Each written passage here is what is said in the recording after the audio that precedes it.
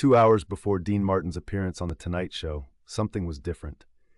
He sat in the dressing room at NBC's Burbank studio, staring at his reflection under those unforgiving fluorescent lights. The makeup artist knocked twice. Dean didn't answer. Stage managers checked their watches. The audience was filing in. Johnny Carson was reviewing his notes. But Dean Martin wasn't moving. He's not well. Not in the way anyone could see. Not in the way that would make headlines or stop a taping. But the people who knew him, really knew him, could feel it. The weight he carried had grown heavier. The performance that once came as naturally as breathing now required something he wasn't sure he had anymore. This might be the last time he performs anywhere. No one said it out loud, but the thought lingered in the hallways, in the glances exchanged by crew members who'd worked with Dean for decades. Something was ending, not with drama, not with announcement, but with the quiet recognition that a man can only hold himself together for so long before the seams start to show. He has something he needs to say. Whether he knows it yet is another question entirely. The Tonight Show stage in the mid-1970s was a cathedral of American entertainment.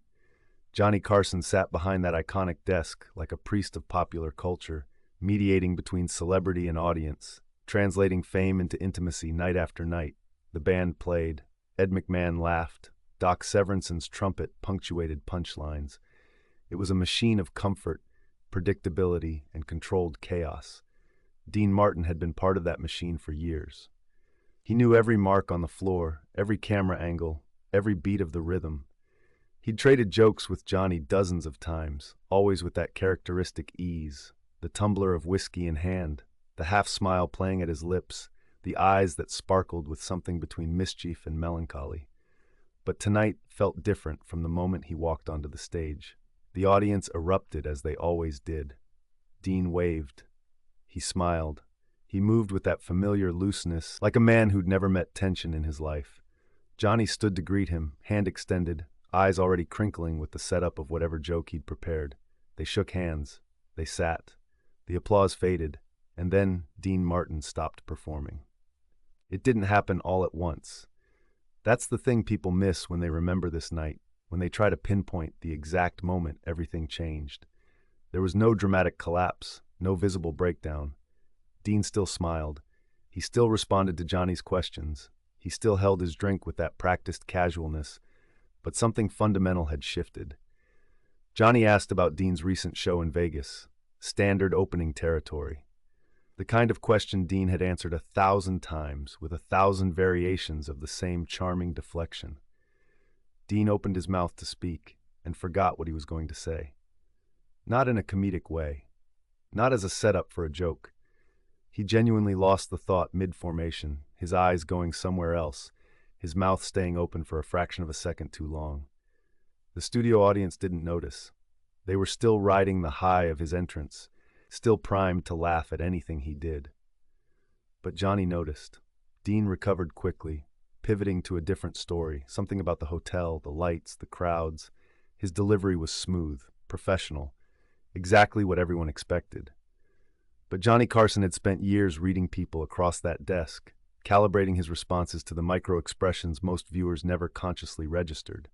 And what Johnny saw in Dean Martin's eyes was absence. The interview continued. Johnny lobbed questions. Dean returned them with practiced ease. They talked about Frank. They talked about golf.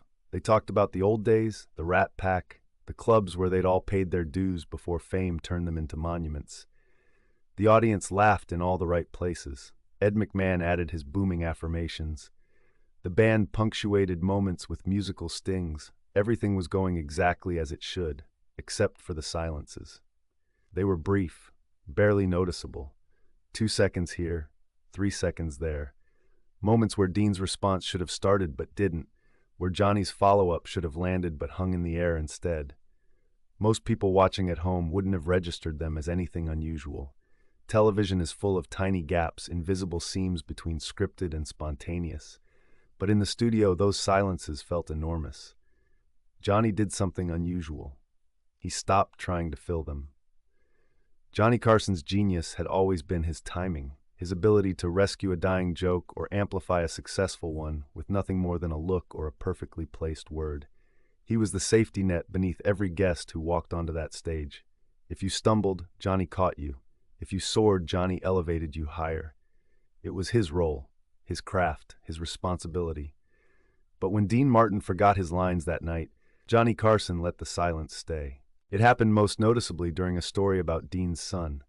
Johnny had asked about family, about how Dean balanced fame with fatherhood. Dean started to answer.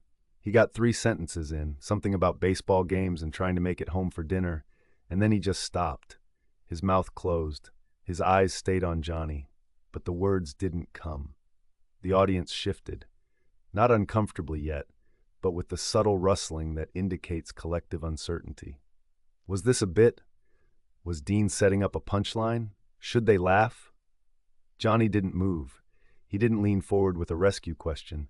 He didn't make a joke about Dean's notorious relationship with alcohol. He didn't do any of the things that would have turned the moment into entertainment. He just looked at Dean Martin and waited. 3 seconds passed, then 4, then 5. In television time, 5 seconds of unplanned silence is an eternity. Directors start getting nervous. Producers reach for phones. Editors start calculating where they'll make cuts.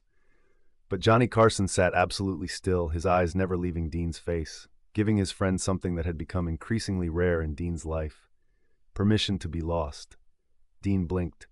His hand moved to his glass, not to drink, but just to touch it, to anchor himself to something physical. When he spoke again, his voice was different, quieter, less performed. "I forget sometimes," Dean said, "what I'm supposed to say. It wasn't a joke. There was no wink, no smirk, no indication that a punchline was coming. It was just a statement of fact, delivered by a man who'd spent his entire adult life knowing exactly what to say and when to say it." Johnny nodded. "We all do." The audience laughed nervously, interpreting it as banter, as the kind of self-deprecating humor both men were known for. But anyone watching closely could see it wasn't humor. It was acknowledgement. It was 2 men who'd performed for so long they'd almost forgotten how to simply exist, recognizing in each other the exhaustion of maintaining an image that had long since stopped resembling the person underneath. Dean smiled then, but it wasn't his TV smile, the one that sold records and packed theaters. It was smaller, more real, more fragile. "Thanks, Johnny," he said quietly. Johnny didn't ask what Dean was thanking him for. He already knew. After the commercial break, something changed in how Johnny Carson conducted the interview. He stopped setting up jokes. He stopped guiding Dean toward the kinds of stories that would play well with the audience. Instead, he asked simpler questions, more human ones. "How are you sleeping these days? Do you still enjoy performing? What makes you happy?" They were the kinds of questions that would have derailed a typical Tonight Show interview, that would have killed the energy and momentum that kept audiences engaged through commercial breaks. But Johnny asked them anyway, and Dean answered them with an honesty that felt almost dangerous in its vulnerability. The studio audience grew quieter, not bored, not restless. Just quiet in the way people get when they sense they're witnessing something they weren't supposed to see, something intimate and real, breaking through the carefully constructed artifice of entertainment television. Dean talked about loneliness, not directly, not with explicit detail, but in the spaces between his words, in the way his voice dropped when he mentioned hotel rooms and empty houses and the exhaustion of always being on, even when there was no audience to perform for. Johnny listened, really listened. Not as a host waiting for his turn to speak, but as a friend hearing things he'd suspected but never had confirmed. Millions were watching, yet no one noticed what mattered. The ratings for that particular episode were standard. Reviews the next day called it another solid appearance by Dean Martin and praised the easy chemistry between 2 legends of entertainment. Television critics noted the laughs, the timing, the professionalism, but they missed the real story. They missed the moment when Dean Martin's hands started shaking slightly, and Johnny casually moved the glass farther from the edge of the desk, as if adjusting for camera angles.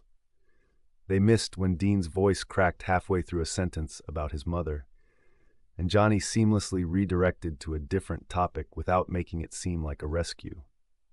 They missed the 3 times Dean's eyes went somewhere else entirely, somewhere far from that studio in Burbank. and Johnny just sat with him in that silence until he came back. What they missed was the performance of not performing, the act of letting someone fall apart with dignity, while millions watched without realizing what they were seeing. The final segment should have been light. Musical guest, final jokes, big finish. But when they came back from commercial, Johnny did something he rarely did. He kept talking with Dean instead of bringing out the next guest. "I want to ask you something," Johnny said, his tone different now, stripped of its usual ironic distance. "And you don't have to answer if you don't want to." Dean looked at him, really looked at him, maybe for the first time that entire evening with full presence and attention. "When you're on stage," Johnny continued, "or here, or anywhere people are watching you, who are you being?" It was a dangerous question, too philosophical for late-night television, too raw for the carefully managed personas both men had spent decades constructing. The kind of question that could create dead air, awkward silence, the death of entertainment momentum. Dean Martin didn't answer right away. He looked down at his hands, then at the audience, then back at Johnny. When he finally spoke, his voice was so quiet the microphones barely caught it. "I don't know anymore." The audience didn't laugh. They didn't applaud. They didn't know what to do with that level of honesty, with the complete abandonment of the social contract that said entertainment should make you feel good, should distract you from exactly these kinds of uncomfortable truths. Johnny nodded slowly. "Yeah," he said. "Me neither." Why did Johnny stop smiling at that moment? Because he recognized something in Dean Martin that he'd been running from in himself. The cost of performance, the price of being beloved by millions while feeling increasingly unknown to yourself. The slow erosion of identity that happens when you spend so many years being what other people need you to be, that you forget who you were before anyone was watching. Johnny Carson had built an empire on the ability to maintain perfect control, to never let the audience see the machinery behind the magic. But that night, sitting across from Dean Martin, watching his friends struggle to remember his lines, to maintain his persona, to keep performing when the performance had become unbearable, Johnny made a choice.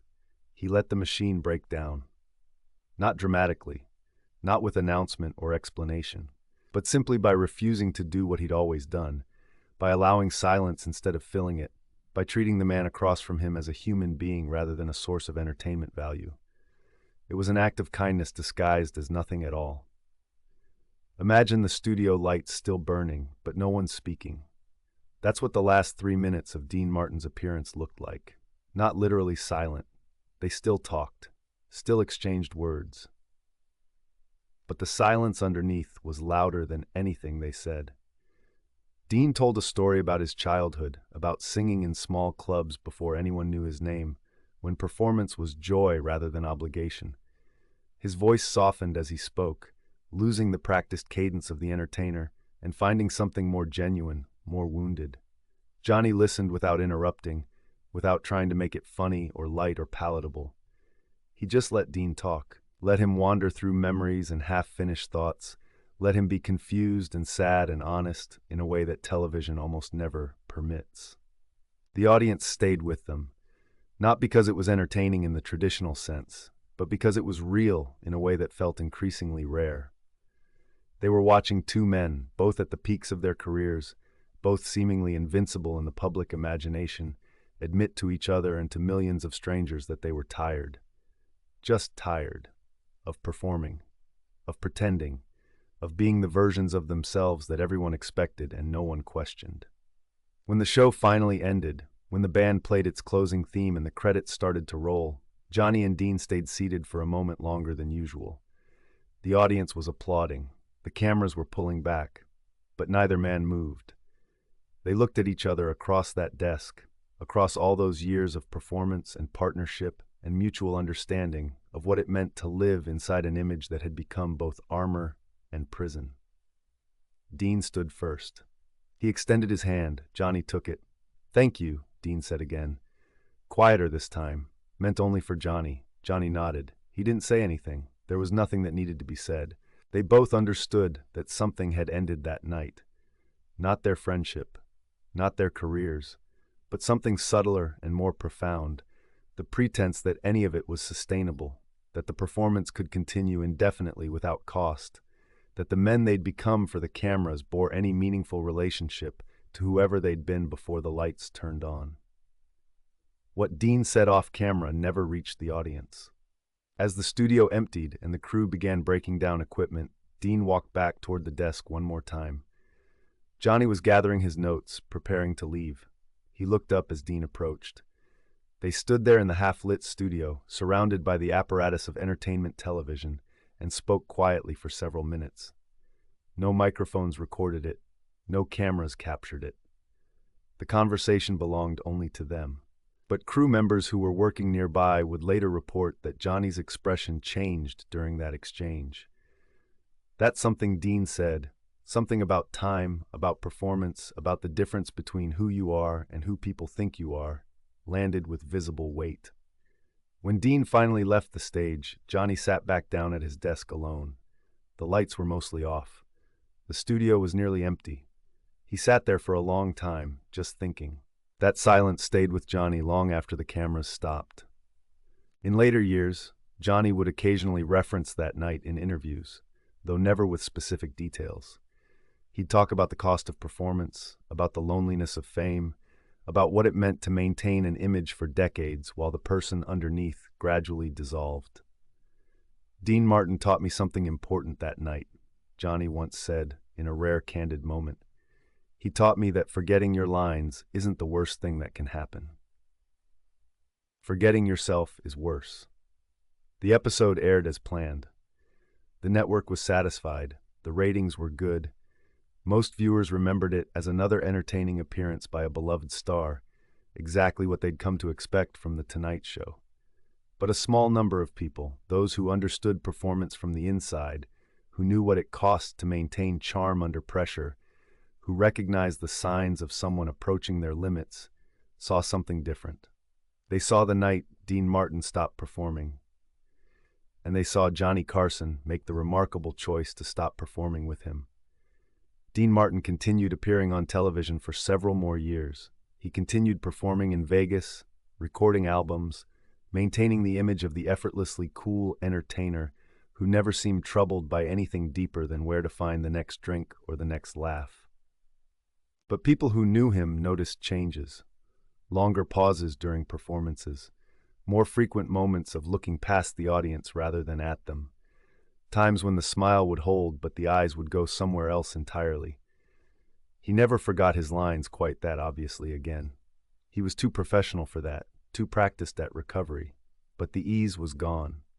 The performance that had once been indistinguishable from his personality became visibly a performance, something put on and taken off rather than lived continuously. Johnny Carson never interviewed Dean Martin the same way again either.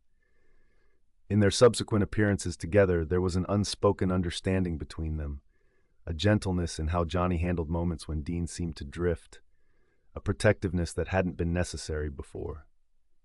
They'd crossed a line together that night, acknowledged something about the nature of fame and performance and identity that couldn't be unacknowledged. It changed how they related to each other, and perhaps more importantly, how they related to themselves. The real reason only surfaced years later. When Dean Martin died in 1995, Johnny Carson didn't make a public statement. He didn't appear on television to share memories or anecdotes. He stayed quiet, as he often did about things that mattered most. But people close to Johnny reported that he watched old tapes of Dean's appearances on The Tonight Show in the days after Dean's death. Not the famous ones, not the performances everyone remembered, but that specific episode from the mid-1970s, the one where Dean forgot his lines and Johnny let the silence stay. "He was trying to tell us something," Johnny reportedly said, "and we almost missed it." What Dean had been trying to communicate that night, through his forgotten lines and his honest confusion and his quiet admission that he didn't know who he was anymore, was something most performers never have the courage to acknowledge while they're still performing. That the image eventually consumes the person. That charm becomes a burden rather than a gift. That being loved by millions for a version of yourself you barely recognize is its own particular kind of loneliness. And that sometimes the bravest thing you can do is forget your lines and let someone see you struggling to remember who you were before you learned to perform. Johnny Carson retired from The Tonight Show in 1992. In one of his final interviews, he was asked about his most memorable moments hosting the show. He mentioned Karnak. He mentioned the animals. He mentioned countless legendary guests and unexpected moments. But when pressed about what moment meant the most to him personally, Johnny went quiet for a moment. Then he said something unexpected. "There was a night with Dean Martin," he said slowly, carefully, "where nothing particularly funny happened, where we didn't really tell great stories or make the audience laugh that much. But it was real. And I think that mattered more than any perfect episode ever could." The interviewer waited for more details. Johnny didn't provide them. Some moments, he seemed to suggest, were too important to turn into entertainment. Some conversations needed to remain conversations, witnessed but not consumed, remembered but not replayed endlessly for effect. That night, when Dean Martin forgot his lines, wasn't a failure of performance. It was a moment of truth breaking through the carefully constructed facade of entertainment television, two men acknowledging to each other the costs they'd both been paying for decades. And Johnny Carson's gift to his friend wasn't making it funny or light or easy. It was letting it be difficult. Letting it be real. Letting Dean Martin forget who he was supposed to be long enough to remember, even briefly, who he actually was. That silence, those 5 seconds that felt like an eternity in television time, wasn't empty space. It was full of recognition, understanding, and the kind of compassion that doesn't announce itself, but simply makes room for someone to fall apart with dignity. Years later, when asked about Dean Martin's legacy, Johnny Carson said something that made more sense to those who'd been paying close attention. "Dean taught me that the performance eventually ends," Johnny said. "The only question is whether you end it or it ends you." That night on The Tonight Show, watching his friend forget his lines and struggle to maintain an image that had become unsustainable, Johnny Carson learned what it looked like when someone chose to let the performance end on their own terms, even if only for a few minutes, even if only in the spaces between words. It wasn't dramatic. It wasn't theatrical. It was just a man, tired of performing, asking silently for permission to stop, and another man, equally tired, giving that permission the only way he knew how, by letting the silence stay.